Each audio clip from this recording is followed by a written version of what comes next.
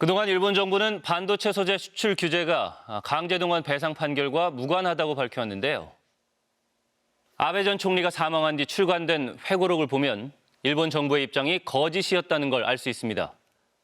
아베 전 총리는 회고록에서 수출 규제가 강제동원 배상 판결에 대한 보복 조치였다고 인정했습니다.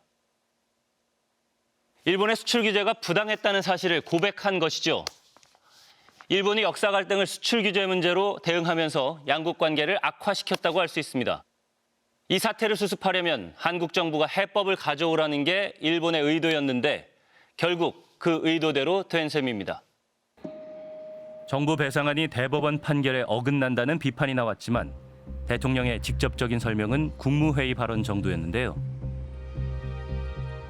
일본 언론과의 인터뷰는 적극적이었습니다. 정상회담 당일 아침, 일본 주요 일간지 3개의 일면에는 일제히 윤 대통령의 서면 인터뷰가 실렸습니다. 회담 전날 보도까지 포함하면 대통령은 일본 언론 5곳과 인터뷰를 한 겁니다. 강제동원 피해자들을 30년 가까이 도와온 야노 히데키 씨. 윤석열 대통령의 인터뷰를 보고 크게 놀랐다고 합니다. 政治家の道理として両国関係の発展を妨げる障害物を両国が協力して取り払っていかない。取り払うっていう言い方。障害物を取り払う。原節とかハルモニが自分たちの被害人権を回復したいということを言ってるのが障害物だという言い方は何なんだと。これがね本当に韓国の大統領が言う言葉ですかっていうふうにだから被害者はどこにいたんだピエジャー어디에요? 강제동원 해법 발표 열흘 만에 도쿄에서 열린 한일 정상회담. 이후 마련된 기자회견에서 대통령은 일본을 안심시키기 위한 발언을 했습니다. 구상권, 그러니까 일본 기업의 배상금을 되돌려달라고 요구하는 권리를 포기하겠다는 겁니다. 우리 정부는 그런 구상권 행사라는 것은 이 판결 해법을 발표한 것과 관련해서 그 취지와 관련해서 상정하고 있지 않습니다. 부족하면 제가 더 답변을 해드릴 수 있는데 질문을 더 해주시면 좋겠습니다. 그렇다면 기시다 총리는 강제동원 피해에 대해 사과했을까요? 한국政府は旧朝鮮半島出身労働者問題に関する措置を発表しました。日韓関係を健全な関係に戻すためのものとして評価しています。 여기서 구한반도 출신 노동자는 아베 전 총리가 만든 용어입니다. 구한반도 출신 노동자 문제. 그러니까 이 사람들이 자발적으로 일본에 와서 돈을 벌기 위해 노동을 하고 돌아갔다입니다. 강제성과 불법성이 담아있지 않는 용어를 새롭게 고안한 것이고 이건 우리가 역사 부정, 역사 왜곡의 표현인데 이거를 한국 대통령이 있는 앞에서 일본 총리가 이야기를 합니다. 사과가 아니라 역사 왜곡에 대한 인식을 그대로 유지하고 있다는 것이고 최소한 그것에 대해서 한국 대통령이 그런 식의 표현은 적절하지 않은 것 같다라는 언급들은 하지 않았죠.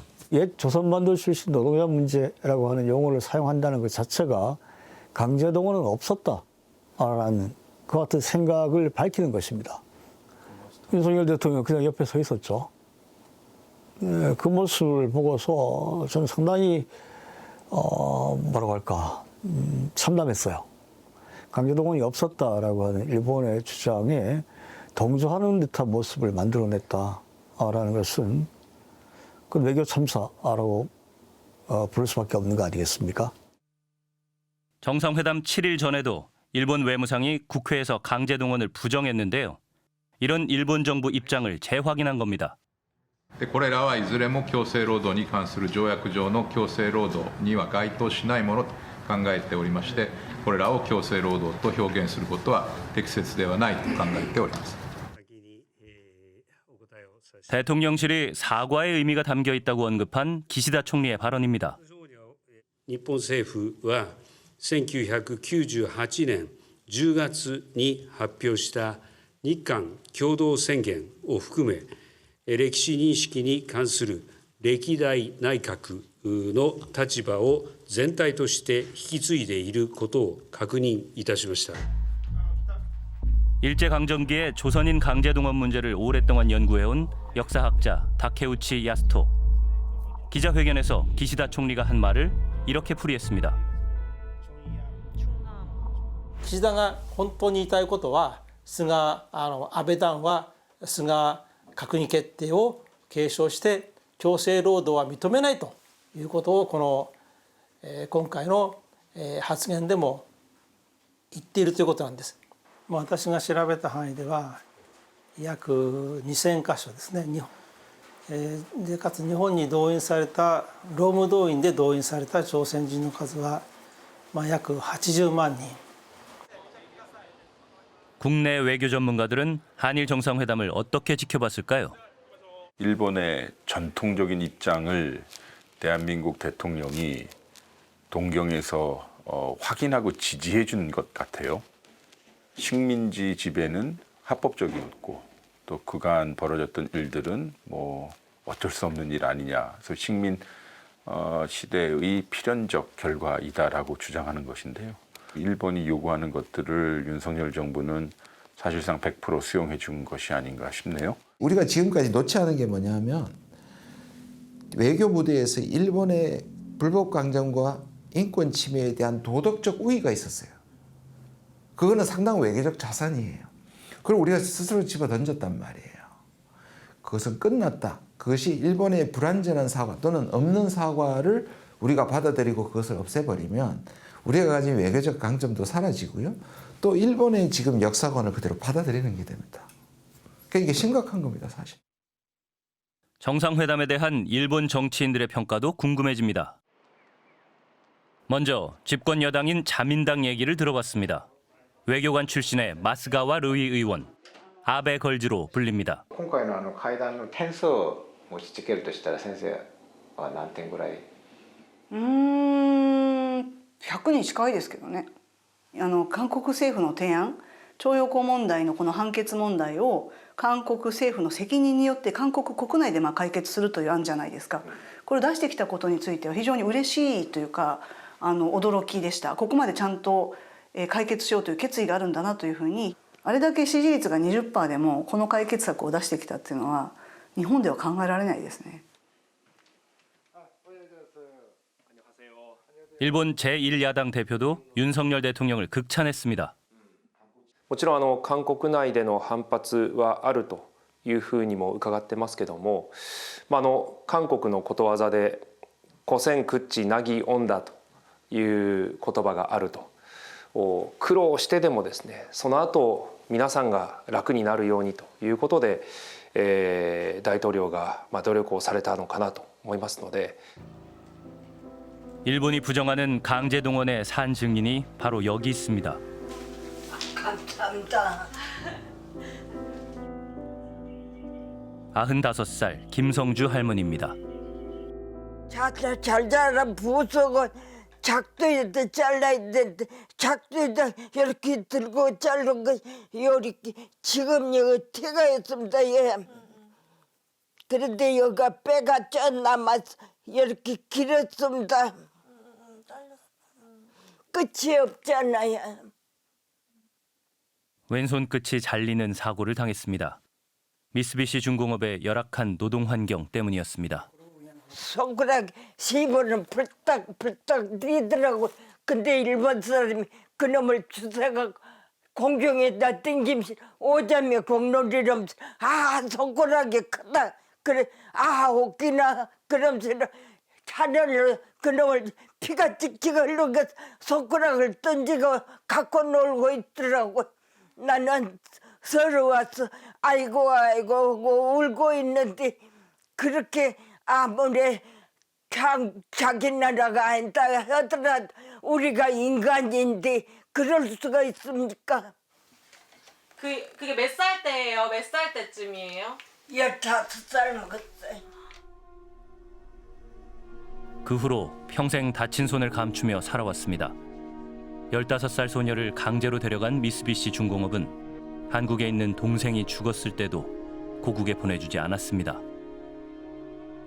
달을 보고 달아 너는 우리 집을 비치고 있지 않음. 가도 또 모두 신세다. 그러고 창문을 열어놓고 달을 보고 그렇게 울고 빌기도 하고 그랬습니다. 한국 대법원은 미쓰비시 중공업이 김성주 할머니에게 손해배상을 해야 한다고 판단했는데요. 현재 미쓰비시 중공업의 입장은 어떨까요? 旧朝鮮半島出身労働者問題はですね、日韓請求権協定により完全かつ最終的に解決されているというのが当社の立場ですので、いわゆるその韓国政府が発表されたことについてはコメントする立場にないというのが我々の考え方ですね。何もその韓国のその政府の発表のその代弁済については何もコメントはありませんという。 일본에서 일하다가 대지진이 나면서 다리를 심하게 다친 할머니.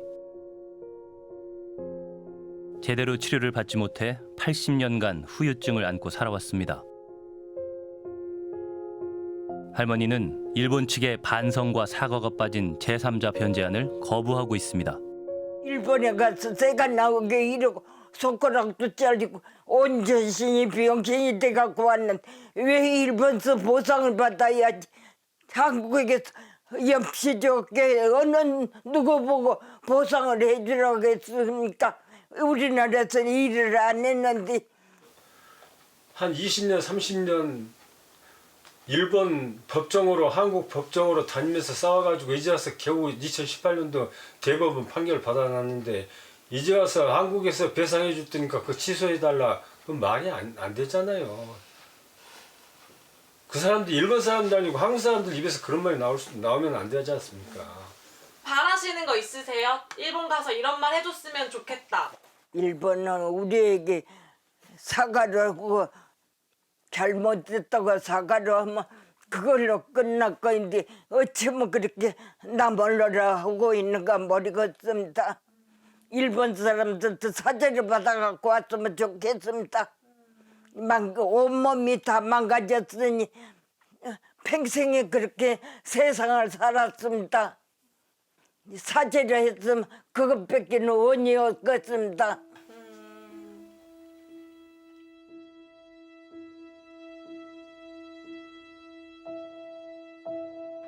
30여 년간 일본과 한국을 오가며 강제동원 피해자들의 소송을 도와준 다카하시 마코토 씨. 한국 정부가 피해자의 인권을 무시한 해법을 내놨다며 분노했습니다. いうことでもうその解決の文書を見たら握りつぶして捨ててやりたいぐらい怒りが湧いてきました。本当に被害者無視の自分たち優先、自分の政権維持優先ということで被害者が死ぬのを待ってる。で被害者ももう余命いくばくもないと。 비판 여론이 높아지자 정상회담 5일 뒤 대통령이 국민들을 상대로 직접 설명에 나섰습니다. 과거는 직시하고 기억해야 됩니다. 그러나 과거에 발목이 잡혀서는 안 됩니다. 일본은 이미 수십 차례에 걸쳐 우리에게 과거사 문제에 대해 반성과 사과를 표한 바 있습니다. 과거사에 대해서 일본으로부터 새로운 사죄를 받는 것이 능사는 아니라고 생각을 합니다. 일본의 변호사가 변호사의 역할을 하고 있고요. 일본 입장의 변호사의 역할을 계속 할 수밖에 없는 상황에 몰리게 되는 겁니다. 일본의 사과가 진정성이 있고 지금도 그 입장을 유지한다면 더 이상의 사과나 의미가 없을 수 있죠. 지금 독일이 하는 것처럼. 근데 일본이 제대로 사과를 안 하는데 그게 한 번 더 사과라는 말하고는 말이 안 되는 거죠, 사실. 정부 입장이 아베 전 총리의 논리와 유사하다는 지적입니다. 아베 전 총리는 회고록에서 몇 번 사과해야 끝나는 거냐는 생각을 한 적이 있다고 고백했습니다. その先の世代の子どもたちに謝罪を続ける宿命を背負わせてはなりません。 더 이상 추가 사죄는 없다. 아베 전 총리가 담화를 통해 밝힌 입장입니다. 사과했냐? 사과하지 않았습니다. 강제동원 문제에 대해선 일본 정부, 일본 기업이 지금까지 그 어떠한 사과도 하지 않았고 과거 정부의 담화를 계승한다라고 했을 때도 강제동원 문제에 대해서 일본 정부가 사과한 적은 없습니다. 일본 신문에 실린 윤 대통령 인터뷰 중 한일 청구권 협정이 대법원 판결과 모순된다는 내용도 마찬가지입니다. 旧朝鮮半島出身労働者の問題につきましては、この問題については1965年の日韓請求権協定によって完全かつ最終的に解決しています。 하지만 일본 법조인도 한일 청구권 협정과 개인에 대한 배상은 별개라고 말합니다. 当時の韓国政府が仮にそう言ったとしてもそれは個々の徴用工の人たちが認めたわけではないわけなんでね。国際法的な観点からすれば個人の損害賠償請求権、人権侵害を受けたことに対する損害賠償請求権は国家間の協定によって証明させることができないと。 우리 대법원이 일본 기업의 배상 책임을 인정했는데 그 판결을 행정부 수장이 부정하는 건 헌법 정신에 어긋난다는 의견입니다. 판결에 따르는 것이 기본적인 원칙이죠. 상식이고 그것이 윤석열 대통령이 강조하는 법치주의입니다. 대법원 판결을 따라야 하는 대통령의 의무가 있음에도 불구하고 이것을 무력화시켰다라고 하는 데서 반헌법적이라고 할 수 있고요. 일본 외무성에서 36년간 근무했던 외교 전문가의 평가는 어떨까요? 私はもし韓国の外務省だったらこの訪問が韓国国民にどれくらい歓迎されるかっていうことを大きな柱として考えます。でその点から見ると、決してこの訪問で韓国の国民の支持を得たわけではないということですから、時期尚早だったんじゃないかと私だったらこの計画はしなかったと思います。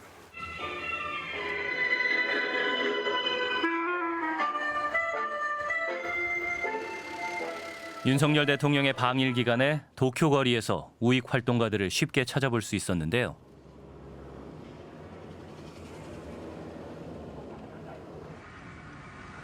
무식한 한국인들을 잘 들어라. 다케시마는 일본 영토이다. 그단 점거리를 그만두고 즉시 다케시마에서 나가라. 정상회담이 열린 총리관저 앞에서 일장기와 우길기를 앞세운 우익단체가 집회를 열기도 했습니다. 韓国の強制動員は韓国の問題であって私たち日本の問題ではありません。あとはもうハンガンの歴史を見れば日本がどれだけ公共のものにお金を出してそれで戦後の賠償責任は終わっているのに配らない韓国政府がいけないと思います。 今ユン大統領が来るということはね、韓国側から我々日本に対してね手を差し伸べていることが分かります。 일본 우익들이 기세등등해지는 모양새입니다. 강제 동원 피해자들을 돈을 벌기 위해 스스로 지원해서 온 모집공이라고 부르기도 했습니다. もちろんね、あなたたちがこっちに来る理由も分かってるんですよ。韓国側からですね、いろんな形で日本にですね制裁を解いてほしいと。でそのために韓国で徴用工の問題を解決したって言ってるわけですよね。徴用工というからおかしいんですよね。あれ募集工でしょ。徴用工とか言ってる連中の内容をよくよくねぜひ調べてほしいんですよ。でそれが今になってあれは強制だった何だったと言って金よこせになってるんですよね。 だから日本人にしてみたらふざけんなっていう話なんですよ。 근데 지금 걱정이 암담하다 미래가 암담하다는 것은 일본의 우익이 더 큰 소리 칠 거야 아마. 반환적인 우익 세력들은 이럴 거 아니야. 아, 한국이 이거 때리면 말 잘 듣는다. 길들이자 이거. 이런 식으로 나올 위험이 있어. 그럴 거 아니야. 아 이거 한번 쳤더니 이 새끼는 말 잘 듣네. 이런 식의 꼴이 돼버린다는 얘기야. お父さん、北方領土とか竹島とか日本なのに行けない場所があるんだよ。どうしてか知ってる？日本なのに行けない場所があるって言ってたよね。あなたたちの時代にはきっと行けるようになってるわね。きっといけるよ。うん。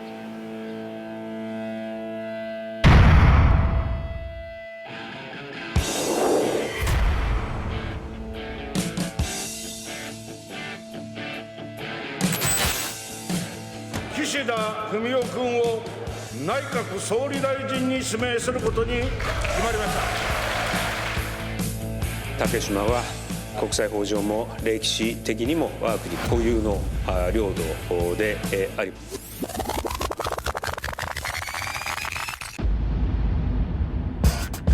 일본 정말 왜 이러는지 일본 시마네 현 의회가 다케시마의 날을 선포하는 조례를 강행 처리했습니다. 조련 씨 3부자가 마침내 독도 땅을 밟습니다. 존경하는 국민 여러분, 독도는 우리 땅입니다. 기어코 일본이 독도는 일본 땅이라고 교과서 해설서에 독도에서 40년 넘도록 쓰는 사람인데 말도 안 되는 소리고.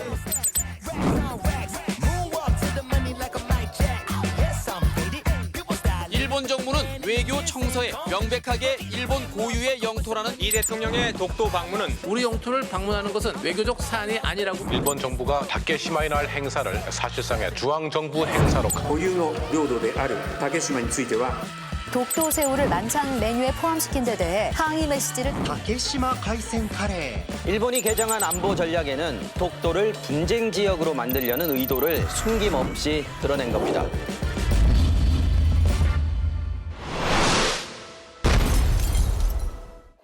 사토 의원의 사무실에는 커다란 일본 지도가 걸려 있습니다.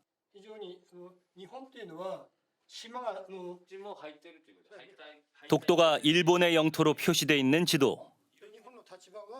こういう形での排他的経済水域、尖閣諸島も日本のものとこういう形ので日本というのは結構広いということを日本国民は子どもたちに教えるためにこういう絵を地図を描いたと。 이 지도는 자민당이 직접 만들었습니다. こちらの方で言うとこれは大陸から日本列島を見た地図で。 여기 대한민국. こう考えると非常に日本列島のど真ん中に朝鮮半島があると。韓国っていうのは台湾海峡が不安定になったら油が入ってこないんです。だって日本の場合はこう代替ルートがありますけども、韓国の場合はこれが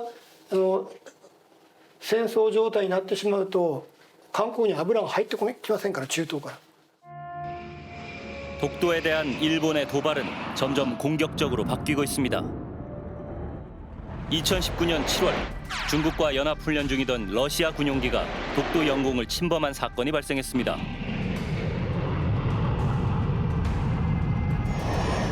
우리 군은 즉시 F-15 전투기를 출동시키고 경고 사격으로 대응했는데요.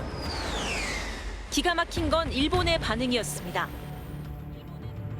일본은 한국이 다케시마, 즉 자신들의 영공을 침범했다며 자위대 전투기를 출격시켰습니다. 韓国軍用機が警告射撃を実施したことについて竹島の領域に関する我が国の立場に照らして到底受けられず極めて遺憾であり、韓国に対して強く抗議するとともに再発防止を求め 그리고 지난달 발표된 2023년 일본의 방위백서에선 이 사건을 다케시마 영공 침범이라고 명시했습니다.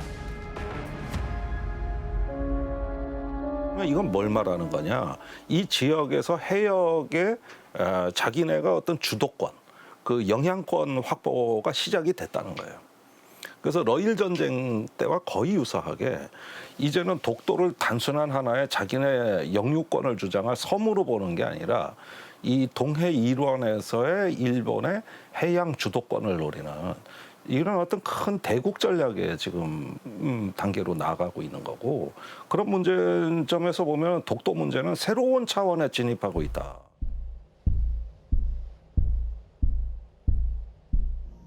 기시다의 일본이 점점 노골적으로 독도를 노리고 있습니다.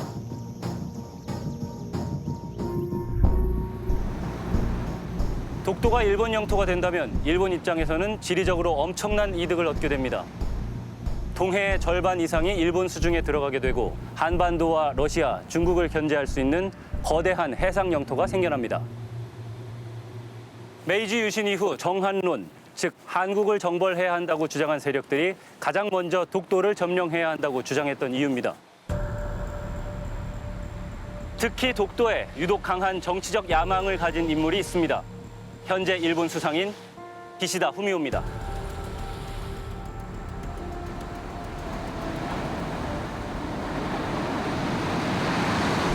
일본의 100대 총리로 취임한 기시다 후미오.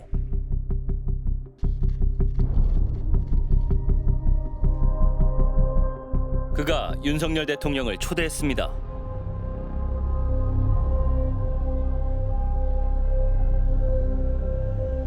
정상회담이 열린 총리 관저 앞.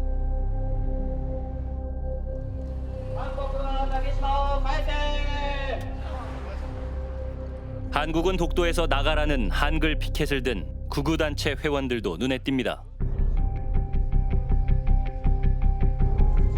악화됐던 한일 관계를 복원하기 위해 윤석열 정부는 강제징용 해법을 제시하며 손을 내밀었습니다.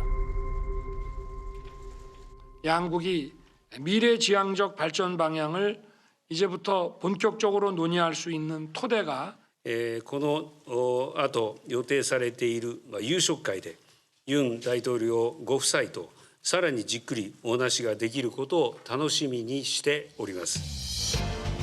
도쿄 번화가인 긴자의 한 식당 앞에 두 정상이 모습을 드러냈습니다.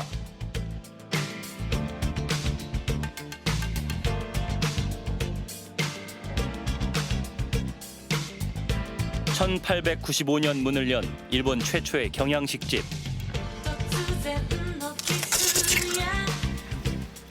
오므라이스를 좋아하는 윤 대통령의 취향을 고려해 준비한 오므라이스.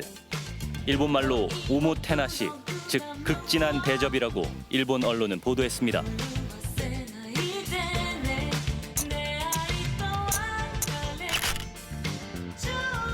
이례적으로 이어진 두 번의 만찬.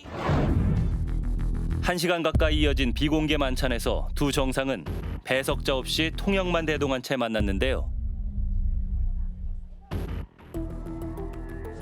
대통령님 맛있었습니까? 맛있었습니까? 그런데 이 자리에서 독도 문제가 거론됐다는 일본 공영방송 NHK의 보도가 나왔습니다. 기시다 총리가 독도에 관한 일본의 입장을 윤 대통령에게 전달했다는 겁니다.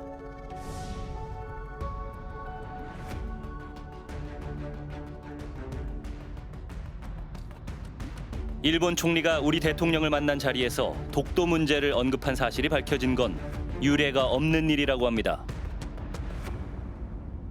원래 정상 간 외교에서 영토 문제는 금치겁니다. 절대 그것이 입 밖으로 나와서는 안 되는 거예요. 왜냐하면 판이 깨지니까. 일단은 이 말이 나왔다는 건 심각한 거죠. 자기네가 주도권을 갖고 한국을 끌고 가겠다는 어떤 의도가 아니라면 이런 것들은 외교상 또 예의상 나올 수가 없는 그런 이야기들이거든요. 1박 2일의 일본 방문을 마치고 윤 대통령이 귀국했습니다. 국회에선 야당의 질문이 쏟아졌습니다. 기시다 총리는 이런 언급을 사전 예고도 없이 얘기했는데 그래서 우리는 그걸 받아들일 수 없으니까 대화를 회피하는 방식으로 입덧번긋 하지 않았다. 팩트 맞습니까? 정상회담에서 논의된 바 없습니다. 저는 정상회담을 말씀드리는 겁니다. 정상회담에서 아닙니다. 지금 기시다 총리가 그 무슨 뭡니까 그 무슨 오므라이스 먹을 땐가 뭔가 이건 그럴 때 느닷없이 얘기를 했다. 대통령께도 확인 안 해봤습니까? 뭐 제가 직접 확인한 건 아니지만 이거 매우 중요한 문제 아닙니까? 네. 그죠? 독도 문제라는 게 얼마나 영토 주권에 관한 문제인데. 의원님, 독도 문제에 포함된 적이 없습니다. 저 일본 말을 믿으십니까? 한국 정부 말을 믿으십니까? 정의를 하도록 하겠습니다. 외교부는 부인했지만 그 뒤로도 공방은 계속됐습니다. 그러니까 그게 일본도 왜 그러냐면 수많은 우익 집단들, 우익 정치화되는 경향이 있거든요. 그러니까 이제 가짜 뉴스도 많이 나옵니다. 아, 독도가 내 땅이다라고 하면 대통령이 가만히 있겠습니까? 있을 수 없는 얘기입니다. 아예 박차고 나오든지 당신하고 정상이다 끝났다고 선언하고 나오든지 그랬을 거다. 사실이 아니라면 정정 보도를 요청할 중요한 사안. 해당 기사는 지금도 여전히 게재돼 있습니다.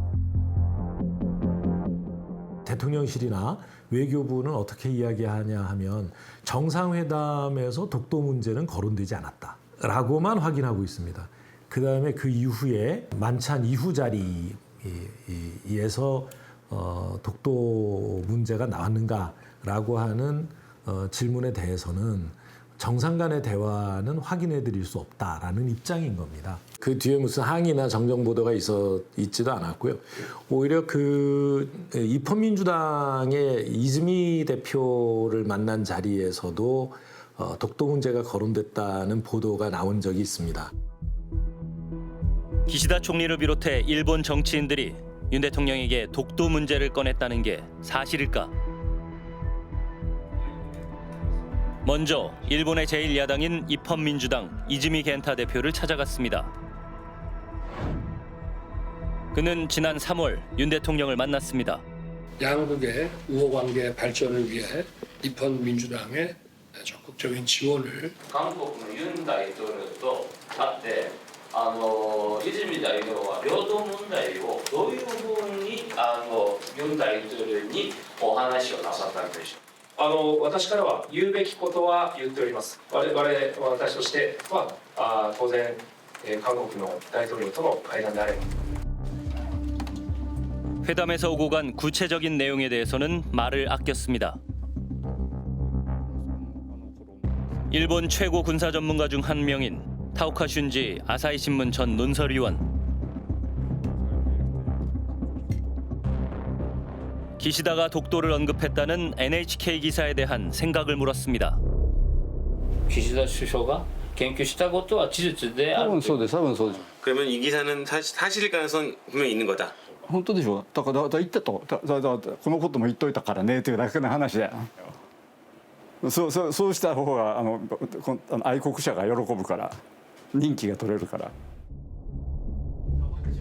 일본 정가에선 이미 NHK 보도를 기정사실로 받아들이고 있었습니다. 2010년 이명박 정부 당시 일본 외무대신이었던 마에하라 세이지 중의원. 私が外務大臣の時はキム・ソンファンさんっていう外交通商部長。僕はパク・チンさんともすごく仲いいですよ。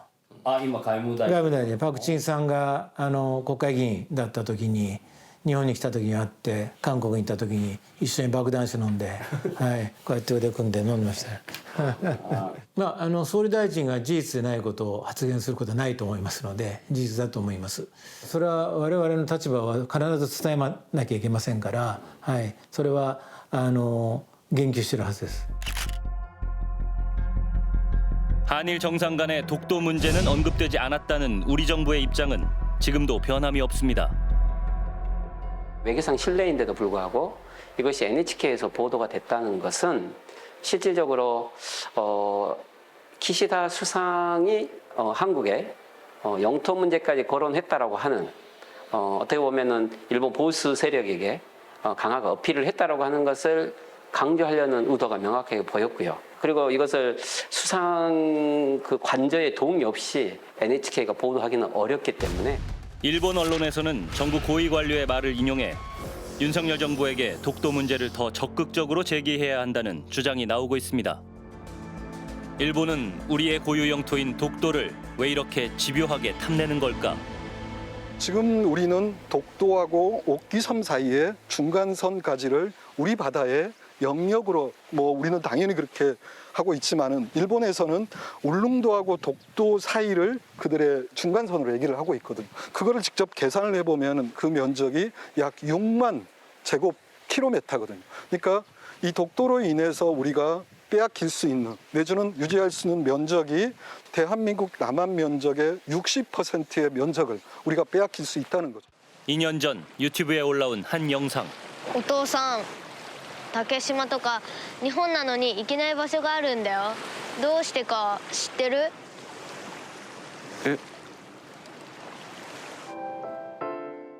다케시마, 즉 독도에 갈 수 있는 날을 염원하는 일본 가족의 모습이 담겨 있습니다. 日本人が切り開いて暮らしてきた土地に今は行けないの。いつか行ってみたいな。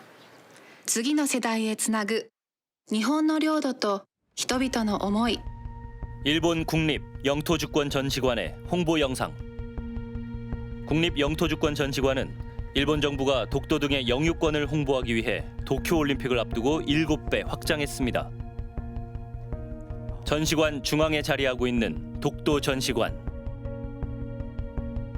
한국이 독도를 불법으로 점령하고 있다는 문구가 크게 적혀 있습니다. 일본 영토 퍼즐 코너. 한국 유학생들 입장에선 독도 퍼즐 한 조각을 차마 맞추지 못합니다. 맞추다 보니까 마지막에 이제 독도가 남았는데 참 좀 여러 가지 생각이 들더라고요. 일본의 영토 주권이 있다는 거를 이렇게 어린애도 즐길 수 있는 게임으로 체험을 시키면서 알린다는 게 좀.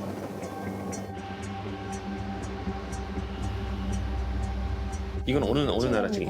이거 일본 에도 시대 때 만들어진 일본 자료군요. 그러니까. 일본 자료입니다. 독도가 일본 영토가 아니라는 걸 명확히 밝힌 1780년대 일본 지도. 여기에 보면은 울릉도와 독도가 그려져 있습니다. 아, 노란색으로 돼 있네요. 예, 노란색으로 되어 있고요. 이건 그냥 조선 땅이라는 뜻이죠. 일본어로 하면 출생로 우찌 날이 이렇게 되는데요. 조선의 것이다라고 되어 있습니다. 아, 여기. 예.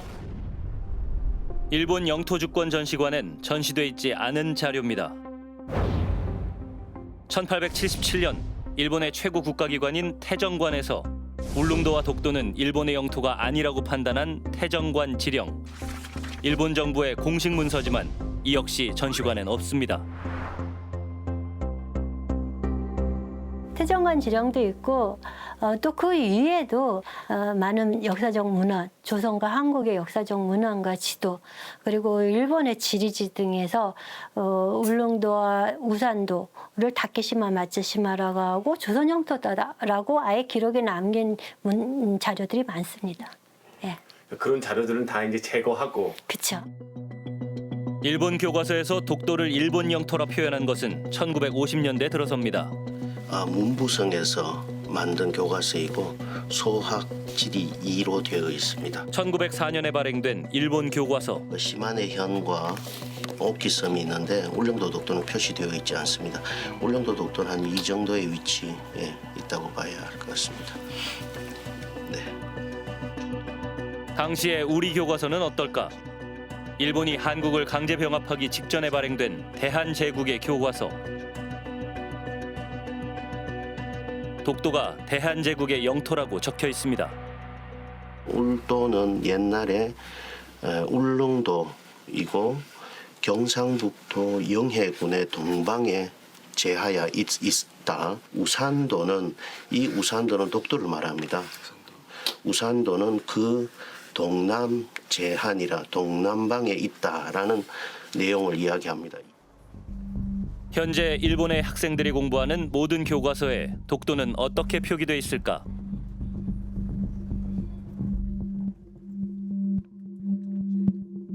내년부터 모든 사회 과목과 지도 교과서에 독도는 일본의 고유 영토이며 한국이 불법으로 점령하고 있어 일본이 계속 항의하고 있다는 내용이 들어갑니다. 더욱 놀라운 건 지도의 디테일입니다. 여기 자세히 보시면은 점 찍힌 거 보이시죠? 점에다가 이 어디죠? 여기. 울릉도와 독도 사이에다가 선 건. 이거는 발견하기도 어려운 이런 것들이 곳곳에 되게 많아요. 여기도 마찬가지죠. 축적상으로도 선 그을 수 없는 부분인데도 명확하게 표현에 일본 영토라고 그으려고. 정교하고 치밀하게 준비된 일본 교과서. 이 책으로 공부하는 다음 세대 일본 아이들은 어떤 생각을 하게 될까? 대한민국 새로운 국민의 나라 만세! 만세!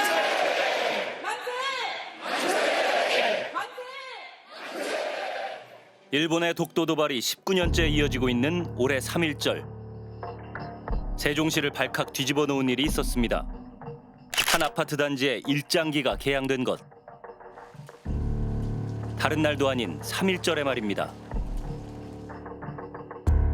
처음에 제 눈을 의심했어요. 뭐지? 잠깐만 제대로 본 건가? 그거 일단 찍어봤죠. 너무 안 믿기니까. 누구냐고 뭐 하는 사람이냐고 왜 일장기거냐고 막 내려오라 그래. 일장기를 왜 걸었어요? 일장기는 왜 걸었습니까? 오늘 3.1절입니다. 3.1절.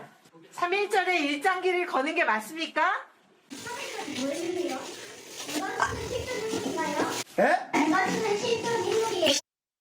3.1절인 오늘 세종시의 대단지 아파트에서 일장기를 개양한 세대가 포착돼 아파트 관리사무소, 세종시청, 경찰에 항의 전화가 빗발쳤고 일주일 후 자신이 일장기를 내건 장본인이라며 모습을 드러낸 남자.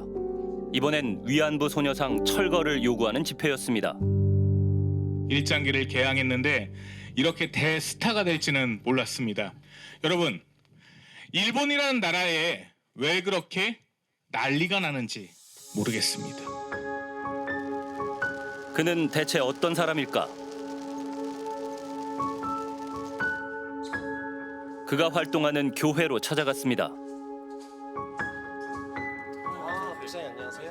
저희 연락드렸던 MBC. 취재진에게 자신이 직접 제작했다는 대형 현수막을 보여줬는데요. 놀라운 문구가 적혀 있었습니다. 여기 한국 선진화의 주역인 대일본 제국에게 감사합니다. 이게 뭐 대일본 제국이라고 하면 막 이렇게 좀 이상해 들리시는데 제 일본의 정식 국가 명칭이었었고요. 한국은 일본에게 감사하는 마음을 가지고 있다고. 그렇죠. 그러니까 공과 과가 있다면 당연히 두 개를 다 가지고 얘기를 해야 되는데 과만 얘기하는 것도 잘못됐다고 생각을 하고요. 외가가 일본이라는 그는 미래지향적인 한일 관계를 응원하는 마음에서 일장기를 달았다고 합니다. 이거를 개양을 해놓으면 태극기하고 섞여서 진짜 한일 우호 관계 어떤 상징적인 모습이 연출되겠다 이 생각을 했거든요. 그래서 비난도 많이 받았지만 용기 있는 행동이라며 응원의 메시지를 보내온 이들도 있다고 합니다.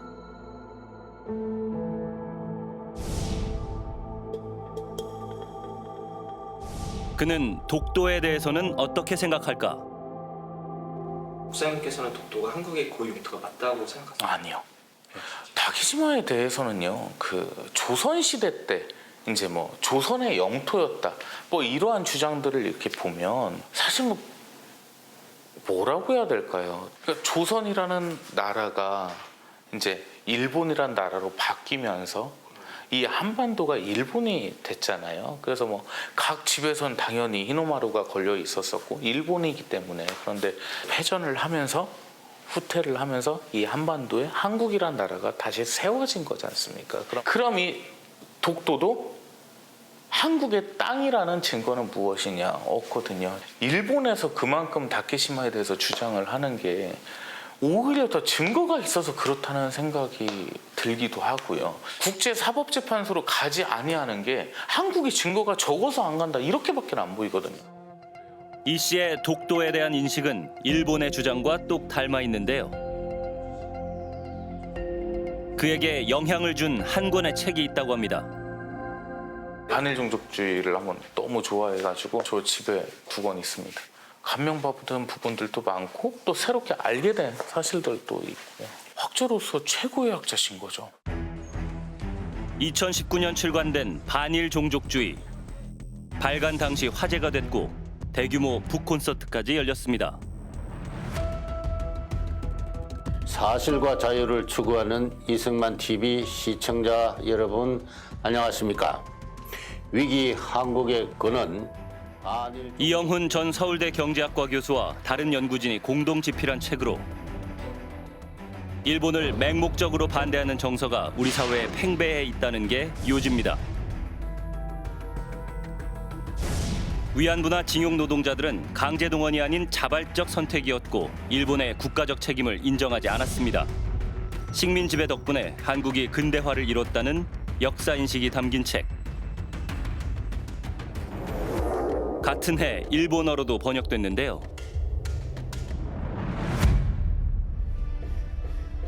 출간 당시 친일 논란에도 불구하고 국내에서 10만 부 이상 팔리며 베스트셀러에 올랐습니다. 안녕하세요. 오늘 진짜 극우 인사들에게 인기가 많았습니다. 선생님 그 반일 종족주의 책 다 읽으셨죠? 다 읽었지. 다 읽었지. 솔직히 우리가 지금 이렇게 압축 성장이 된 첫째 원인은 일본이 우리나라에 162억 불이나 되는 돈을 투자를 해놨기 때문에 그래서 우리가 그걸 기초로 해방이 되다 보니까 그 내용들 전부 다 그 반일 종족주의에서 한 거 다 하신 거 같아요. 공부하는 거죠. 제가 이영훈 교수 존경하시겠네요. 너무 존경하지. 이영훈 교수는 이 책 13장에서 독도는 반일 종족주의의 최고 상징이라고 주장합니다. 독도 인식은 대한민국 성립 이후 그것도 지난 20년 사이에 급하게 반일 민족주의의 상징으로 만들어진 것입니다. 역사를 되짚어봐도 독도가 우리 땅임을 입증할 만한 객관적인 근거가 부족하다는 겁니다. 민족의 상징으로 둔갑시키고 각종 주술로 국민의 상식을 마비시키는 종족주의적 선동, 그것은 이제 멈춰야 합니다. 반일 종족주의 출간 당시 전국을 돌며 개최한 북 콘서트 현장. 정치권 유력 인사들도 다수 참석했습니다. 이영훈 교수님이 반일 종족주의 책을 읽고 그걸로 무장한 전사가 돼서 열심히 해보도록 하겠습니다. 100만 권이 팔려가지고 전 국민이 정말 우리 눈을 뜨고 이 한일 문제에서 좀 더 미래지향적으로 갈 수 있도록 할 수 있는 역할이 있다면 뭐든지 말씀을 다 노력을 하겠다는 말씀을 드리고 2023년 7월 21일 윤석열 정부의 두 번째 통일부 장관 후보자에 대한 인사청문회가 열렸습니다. 후보자는 뉴라이트 학자로 알려진 성신여대 김영호 교수. 반일 종족주의 북 콘서트에 참석해 감동을 준 책이라며 극찬을 아끼지 않았습니다.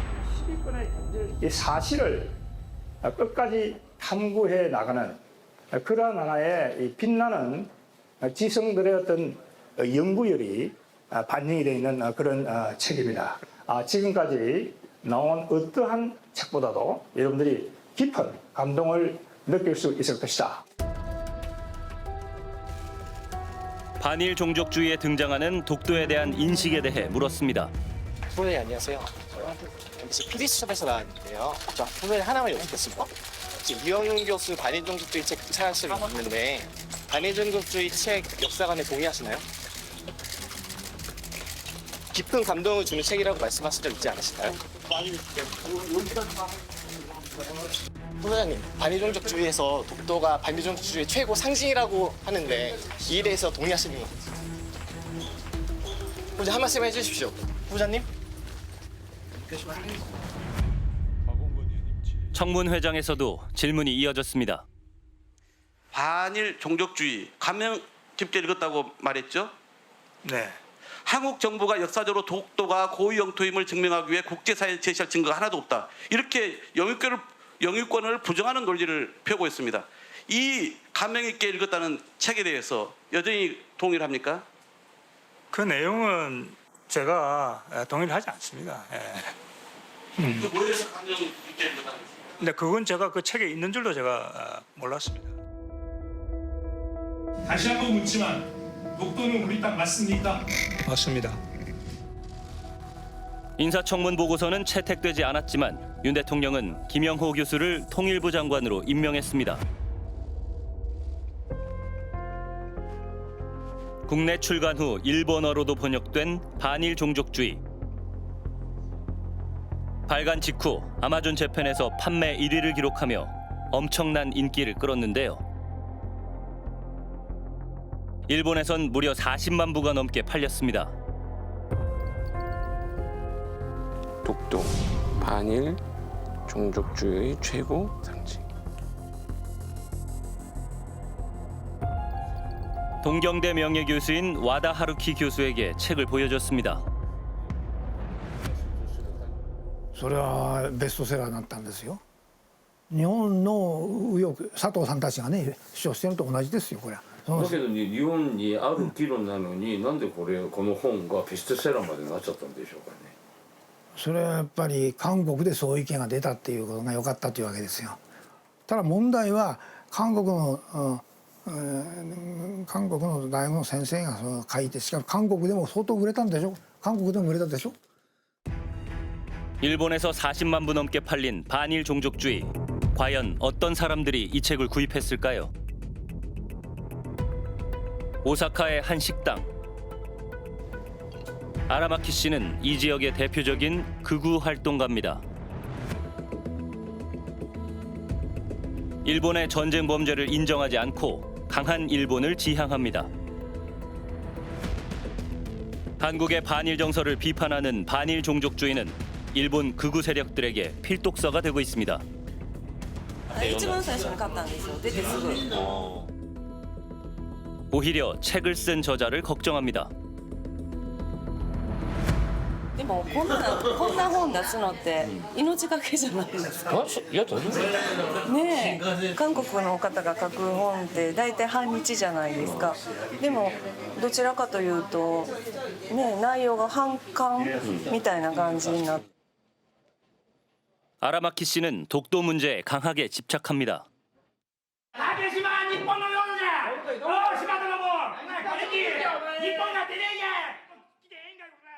다케시마의 날 행사가 열릴 때마다 일본 정부에 항의하러 온 한국 방문단을 따라다니며 폭언과 협박을 일삼던 인물입니다. 그는 한국에서 반일 종족주의 같은 책이 나오는 변화가 반갑습니다. だってこの今日も話しとってんやん。あなたたちねこうやって突っ込んでくるでしょ。真実を知りたいって言うて。だから韓国の奇跡って言うたって所詮はね、1965年の日韓基本条約のあれで日本からもう莫大なお金をもらってね、だから自力じゃないじゃん。だから竹島問題もそうなんですよ。国際司法裁判所の席にね3回日本は座れって言うたのに来ないじゃない。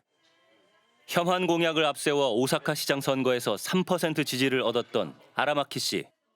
지금이 아시아의 패권을 거머쥐었던 과거 일본을 되찾을 기회라고 말합니다. 北はロシア、西は韓国、南は中国、東はアメリカって言うたでしょ。どこが一番弱いんやって。一番一びってんのどこやって言うてたら韓国ですよ。